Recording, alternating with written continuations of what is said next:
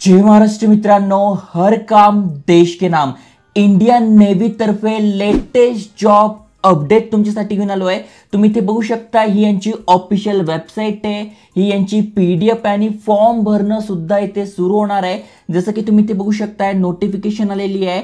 8 February पासून आपण form भरू शकतोय। 25 फेब्रुवारी 2025 शेवटची तारीख आहे। अप्लाय करण्यासाठी कुठलेही चार्जेस नाही आहे, ही एक चांगली गोष्ट आहे। आणि तुम्ही खाली स्क्रोल केल्यानंतर बघू शकताय, भरपूर साऱ्या वेगवेगळ्या डिपार्टमेंट मध्ये या वॅकन्सी असणार आहे। मग सिलेक्शन कसं होणार आहे, एग्जाम कधी असणार आहे, तयारी कशी करायची, सगळी माहिती तुम्हाला आजच्या व्हिडिओत सांगतोय, त्यामुळे व्हिडिओ पूर्ण बघा। चॅनलवर नवीन असाल, आयकॉनिक मराठी चॅनल सबस्क्राइब केलं नसेल तर करून ठेवा। चला तर बघूया डिटेल मध्ये।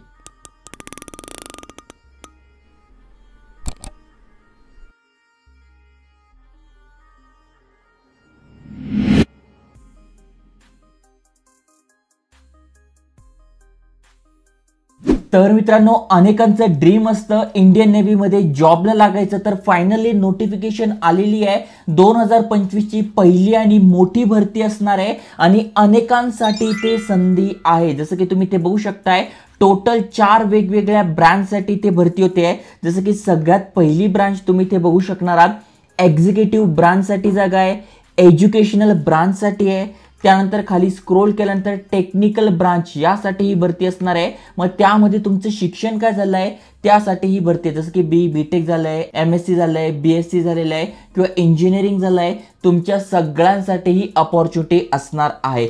खासियत याची अशी आहे की मेन वुमन तुम्ही आहात, बहुत इथे अप्लाय करू शकताय आणि अप्लाय करण्यासाठी चार्जेस नाही आहे, त्यामुळे नक्की तुम्ही ते हा फॉर्म भरला पाहिजे। ओके, आता सगळ्यात पहिली आणि महत्त्वाची गोष्ट म्हणजे कोण कोण पात्र आहे, कोण कोण फॉर्म भरू शकतंय।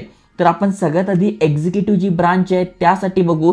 जसं की बघा, एक्झिक्युटिव्ह ब्रांच मध्ये एक्झिक्युटिव्ह ब्रांच हायड्रो, त्यानंतर pilot, air traffic controller, logistic या सगळ्या पोस्ट येतात। यामध्ये बघू शकताय मिनिमम 60% मार्क्स तुम्हाला पाहिजे। BTech झालेला आहे इन एनी डिसिप्लिन, या 3 पोस्टसाठी BTech झालेला आहे, 60% मार्क्स पडलेले आहे। अप्लाय करू शकता। यामध्ये इथे बघा, इंग्लिश असणं गरजेचं आहे 10वी आणि 12वी मध्ये। त्यानंतर लॉजिस्टिक साठी तुम्ही बघू शकताय BTech पाहिजे, फर्स्ट क्लास पास आउट तुम्ही आहात किंवा MBA झालंय, फर्स्ट क्लास पास आउट आहात किंवा BSc झालंय, BCom झालंय, BSc IT with first class along with PG diploma in finance, logistics, supply chain यामधून झालंय किंवा MCA MSc with first class झालेला आहे।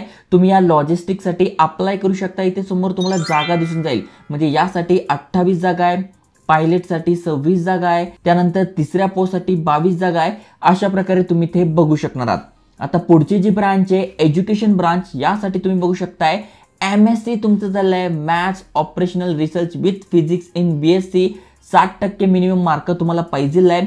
मग BSc BTech BE झालेलं आहे तुमचं, मग तुम्ही इथे अप्लाय करू शकणार आहात। संपूर्ण एज्युकेशन क्वालिफिकेशन इथे दिलंय, त्यानुसार तुम्ही असाल तर अप्लाय करू शकताय। त्यानंतर पुढची जी ब्रांच आहे ते टेक्निकल ब्रांच आहे, यामध्ये पण 3 वेगवेगळ्या पोस्ट आहे। मग इथे बघा जवळपास सगळेच आहे, म्हणजे BTech पासून मेकॅनिकल झालंय, सिव्हिल झालेलं आहे, अप्लाइड इलेक्ट्रॉनिक्स इन्स्ट्रुमेंटेशन झालेलं आहे, यापैकी काही पण तुमचं शिक्षण झालेलं आहे, तुम्ही इथे अप्लाय करू शकणार आहात आणि पोस्ट पण तुम्हाला दिसून जातील। त्यानंतर एज क्रायटेरिया सगळीची सगळी माहिती अगदी थोडक्यात सांगतोय। त्यानंतर सिलेक्शन कसं होणार आहे ते पण तुम्ही इथे बघू शकताय। बघा, सगळ्यात आधी स्क्रीनिंग टेस्ट होणार आहे, म्हणजे तुम्ही जे फॉर्म भरणार आहात ते चेक केली जाणार आहे।